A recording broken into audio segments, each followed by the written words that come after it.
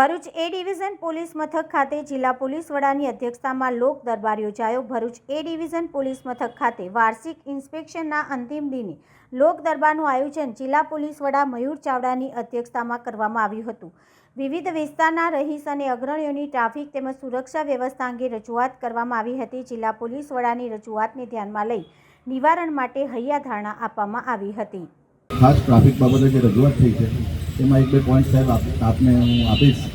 એના અંદર સાહેબ ખાસ તો A division, B division, C ડિવિઝનના પીઆઈ સાહેબ સાથે સંકલન, નગરપાલિકા સાથે સંકલન કરે, કેમ કે અમે પણ નગરપાલિકાના ચૂંટાયેલા સભ્ય છે, પ્રમુખ છે, ચીફ ઓફિસર છે, અધિકારીઓ છે, જાતા વખતે એમની સાથે સંકલન કરીને આપણને જે પણ શોપિંગ સેન્ટરના અંદર ટ્રાફિકની સમસ્યા માટે, પાર્કિંગની સમસ્યા માટે જે પ્રોબ્લેમ થઈ રહ્યા છે સાહેબ, એટલે નગરપાલિકાની મદદ લઈને જે હોકર ઝોન આપણે નગરપાલિકામાં ઠરાવ થયા છે, હજુ સુધી સાહેબ એની કામગીરી કંઈ થઈ નથી। એટલે જે કંઈક પોલીસ ખાતા તરફથી અમારી સાથે સંકલનમાં રહીને કામ કરે છે, અમારે વધારે તો એ ડિવિઝન લાગતું હોય છે।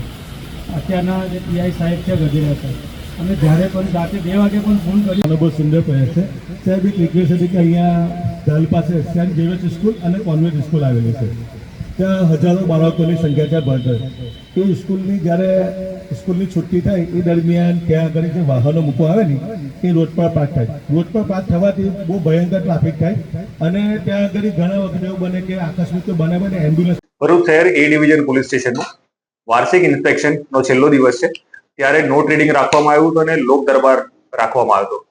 ભરૂચ શહેરના અલગ અલગ વિસ્તારોના રહીશો, લોકપ્રતિનિધિઓ, સામાજિક આગેવાનો અને સોસાયટીઓના રહીશો આવ્યા હતા અને એ લોકોએ અલગ અલગ મુદ્દાની રજૂઆત કરી।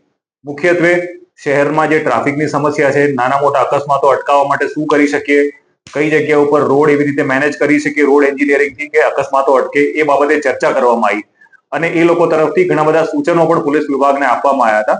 આગામી સમયમાં આ સૂચનો ઉપર જે અમલવારી થઈ શકે અને લોકોને પોલીસ તરફથી સારી સેવાઓ મળી રહે અને ટ્રાફિકના અકસ્માતો ઓછા થાય, રોડ અકસ્માતો ઓછા થાય અને લોકોના જીવ બચે, એ ડાયરેક્શનમાં ભરૂચ પોલીસ કામ કરશે।